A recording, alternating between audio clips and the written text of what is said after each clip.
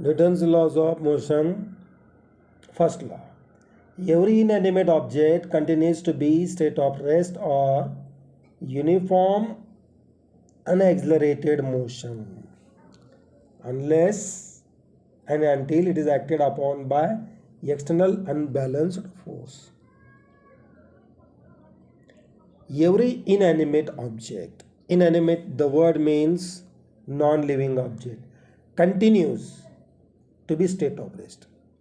म्हणजे कुठलाही पदार्थ आहे ना स्टेट ऑफ रेस्ट उभे होणार. सपोज मी एक घेतला एक दगड आणि रोडवर ठेवून टाकला तर तो तसाच पडून राहील. त्याचं वेलॉसिटी किती? 0. स्पीड किती? 0. So that is a state of rest. मी एक टेबल ठेवला आहे एका फ्लोअरमध्ये, तो कसा आहे? स्टेट ऑफ रेस्ट आहे. टेबल काय? इनॲनिमेट बॉडी आहे. त्याचं वेलॉसिटी किती? 0. स्पीड किती? 0. अलग लक्षात. So that continue to be state of rest. इथं काय? Unless external force acted upon on it, unless unbalanced external force, जोपर्यंत मी याला एक्सटर्नल बाहेरून फोर्स देऊ शकत नाही. सपोज हा एक दगड असेल, याला मी जोपर्यंत एक फोर्स मी अप्लाय करत नाही तोपर्यंत हे तसाच राहील. आणि हा फोर्स कुठला आहे? अनबॅलन्स फोर्स अप्लाय करत नाही. ओके, हा ग्राउंड आहे. ओके, हा ऑब्जेक्ट आहे, याला मी आहे ना फक्त आहे ना फोर्स अप्लाय केलं आहे, then and then it moves. Otherwise it does not move. Why? It obeys Newton's first law of motion. दुसरं म्हणलं आहे युनिफॉर्म मोशन. म्हणलं uniform, what do mean by uniform? Uniform means सारखेपणा. Motion is means its direction and speed are constant at all time.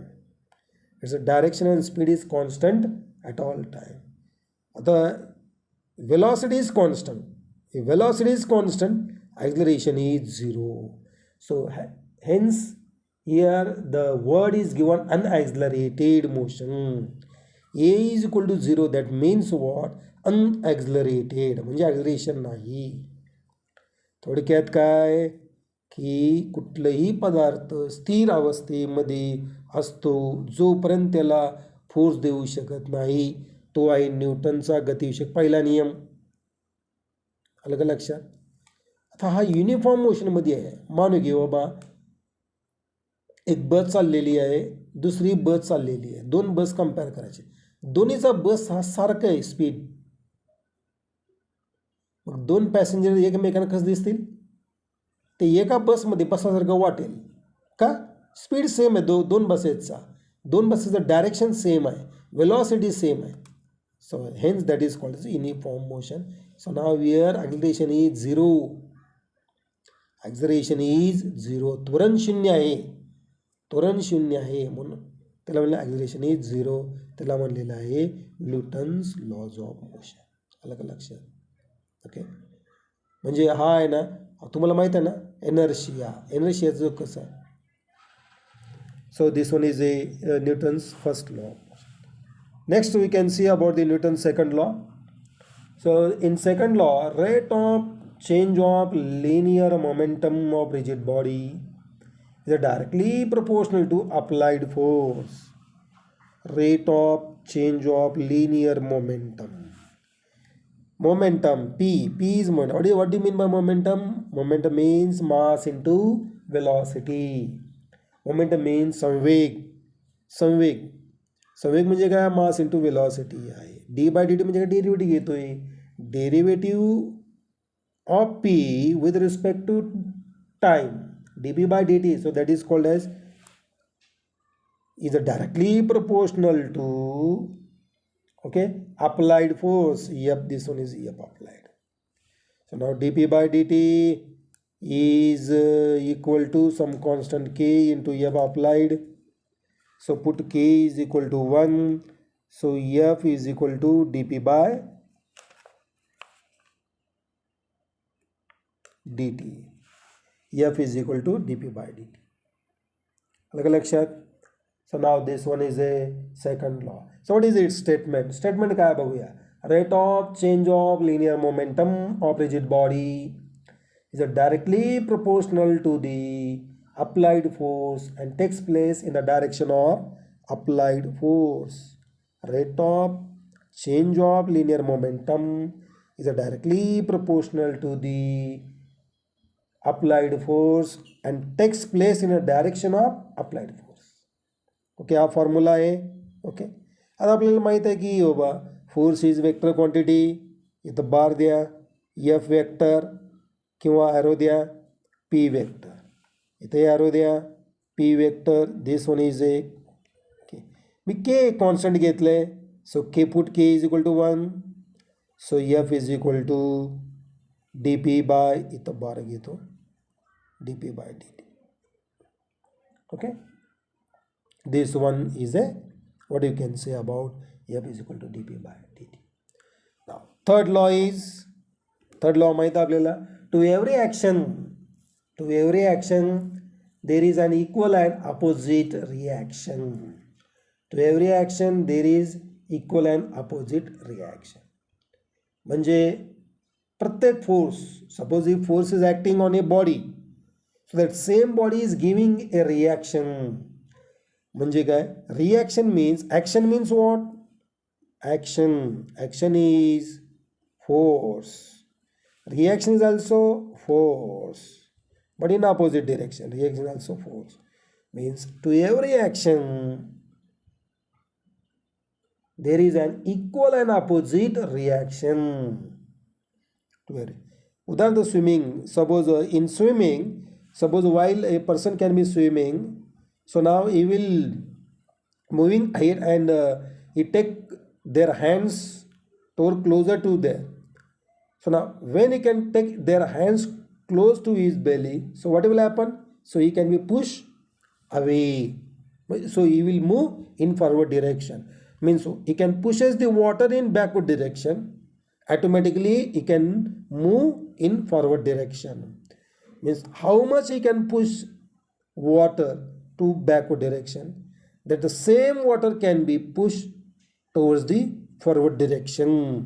So now this one is a, what you can say about it, third law. आता यामध्ये to every action there is equal and opposite reaction, हा third law आहे. या third लॉमध्ये जर example घ्यायचं असेल, swimming या स्विमिंगमध्ये आपण जर स्विमिंग करत असताना की आपण पाणी ओढून घेतो, जेव्हा आपण पाणी असं पोटाखाली ओढून घेतो तर काय होतं, आपण ॲटोमॅटिक पुढं जातो. का, पाणी तुम्ही पाठीमागं ढकलता, म्हणजे ॲक्शन करता, त्या पाण्यावर तुमचा हाताद्वारे ॲक्शन करता, मग तो काय होईल, पाणी पुश होईल पाठीमागं, मग तितक्याच फोर्सने तुम्ही तेवढं पुढं जाल. तुम्ही हळू स्विमिंग करत असाल तर तुम्ही हळू जाणार, तुम्ही फास्ट स्विमिंग करत असाल तुम्ही फास्ट मूव्ह होणार. So now this one obeys third law of Newton's third law of motion. Okay, so there are many examples are there, so I have given only one example.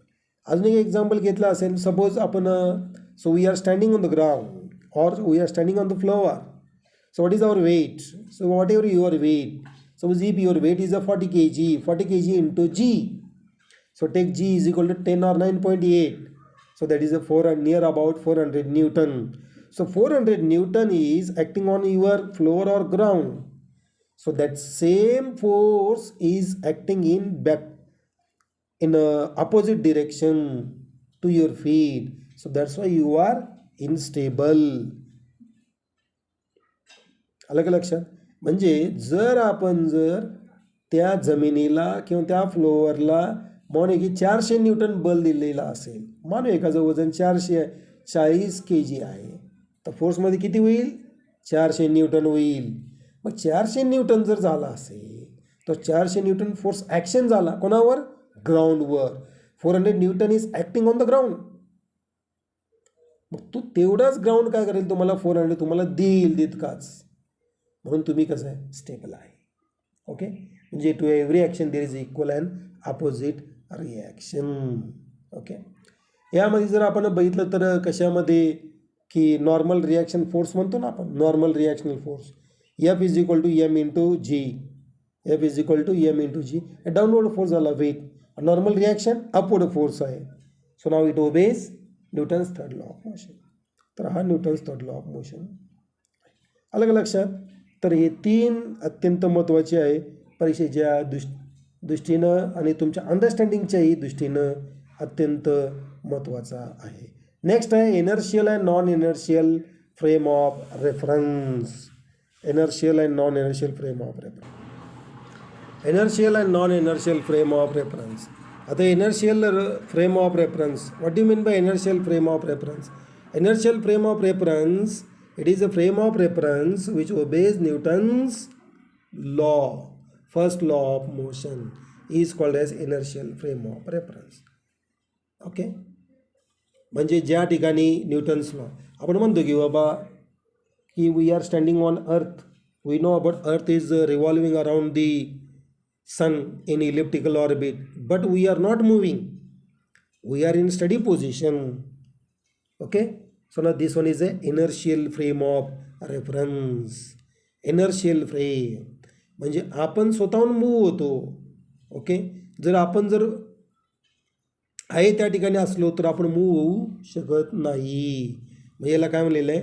Inertial frame of reference. Okay, एक उदाहरण म्हणून सांगितलं. आता जर आपण आहे ना म्हणजे या इनर्शियल फ्रेम ऑफ रेफरन्समध्ये काय होणार?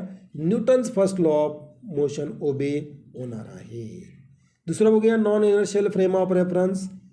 ए frame of reference which does not obey Newton's first law of motion.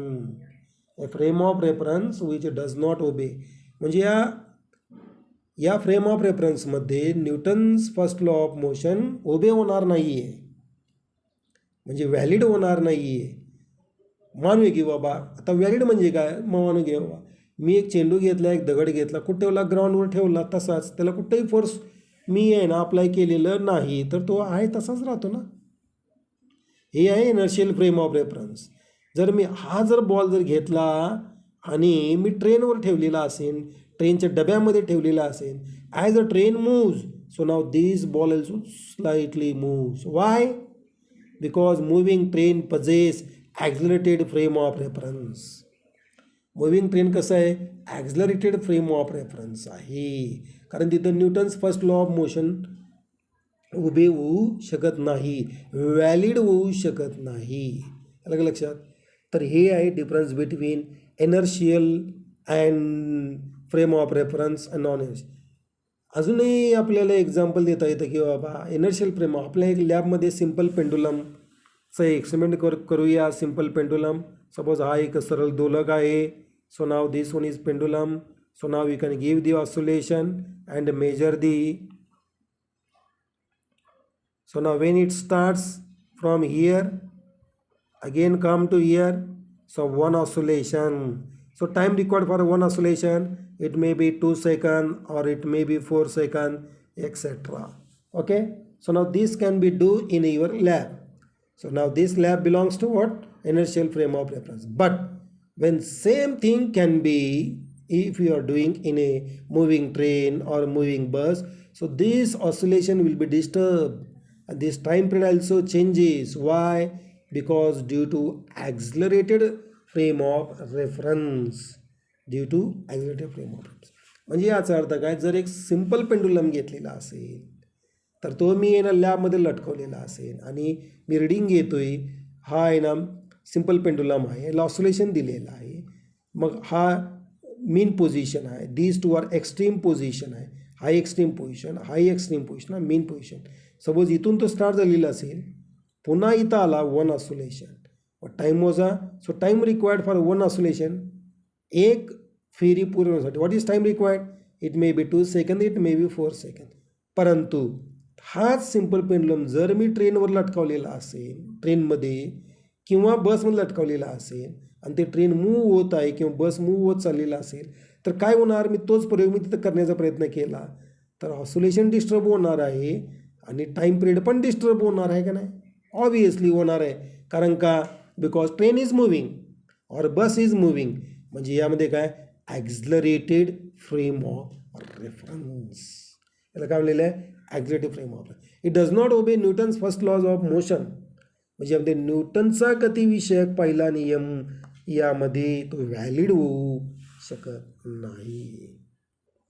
Now come to about again types of forces. How many types of forces? So these forces are real forces. हे दोन ए आता मी यामध्ये लिहिलेलं आहे. So now first one is gravitational force. First one is a gravitational force. So what do you mean by gravitational force? So it is a attractive force between two objects or between two bodies separated by a distance.